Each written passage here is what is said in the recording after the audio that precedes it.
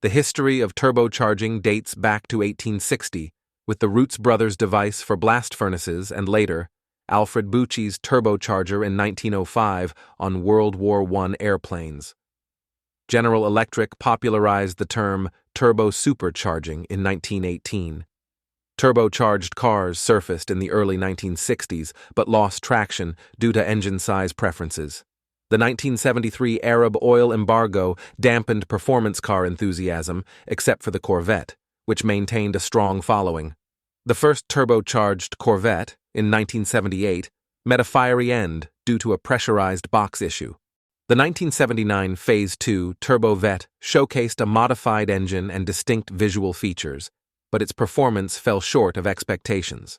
Subsequent attempts with a turbocharged V6 and the Turbovette 3 in the early 80s displayed advancements, particularly the latter featuring an all-aluminum engine and throttle body full injection, yielding a notable 30% power increase. Visual aspects of these turbocharged Corvettes were eye-catching yet polarizing, described as garish. Despite their flashy appearance, performance failed to impress some, with the power output not significantly exceeding earlier models. The 1987 Callaway Twin Turbo became the first official turbocharged Corvette option, arriving later than anticipated due to technological limitations of the time.